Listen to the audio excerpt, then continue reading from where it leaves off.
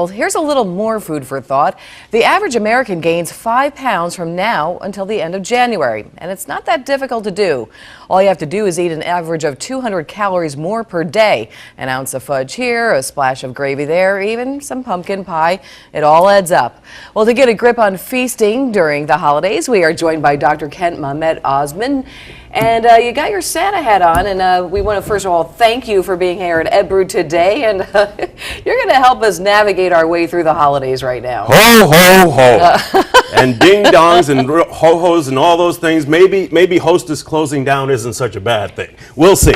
Well, I wanted to tell you that chiropractic is a triangle by D.D. Palmer, who founded chiropractic.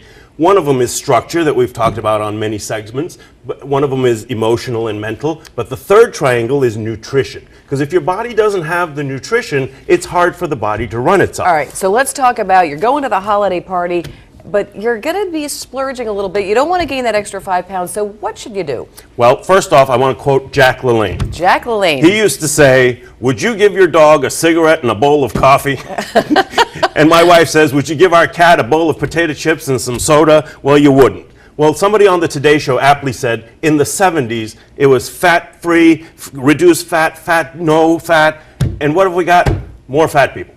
All right, right now we do. So nutrition is a very complicated situation. All right, let's go back to the holiday party. All right, going to the holiday party.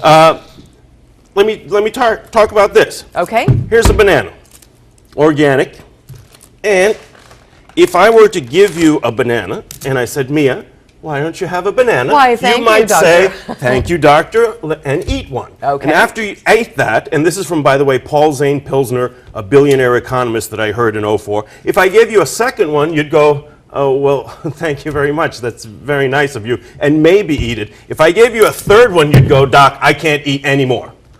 Now, if I did the same thing, I'll eat the bag. Of potato I'll eat chips, the bag of potato and I chips. said, here, eat one. You'd say, can I have another? Can I have another? Can I have another? The bag would be empty, and you'd still be craving more. You just said it yourself.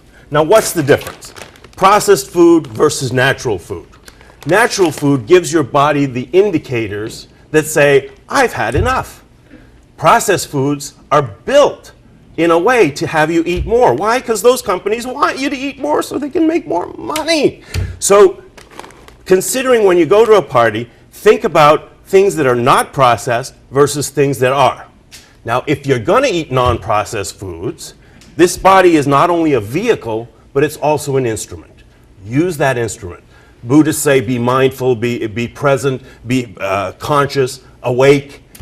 Be awake and conscious to your eating. When you put something in your mouth, taste it. Taste it, taste it. What most people do, savor, very good. What most people do is they're talking and they're eating and they're putting things in their mouth. You know, the first 3 bites of any meal are fabulous, but after that it's just habit, or you're getting ready for the next bite. But what's interesting is that your body actually knows when it's had the adequate nutrition. So when you keep eating that, you're still looking for that nutritional value. That's a good point too. But the point of this exercise is, if it's processed, give your body time. Because this delays the satiety centers from telling you, yes, you have had enough.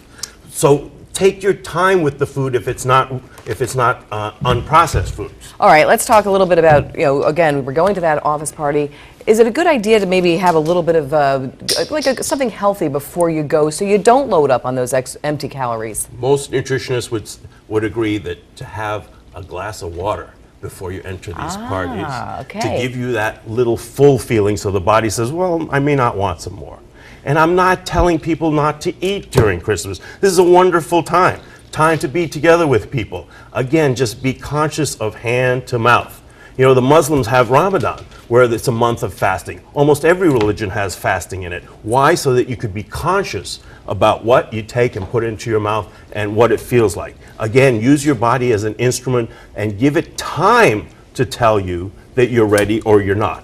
And let's also talk a little bit about exercise. You know, one of the things that I do, and this is one of my tips, okay, but one of my tips is always take maybe a half-hour walk before you go to that office party, so you can maybe burn some calories beforehand.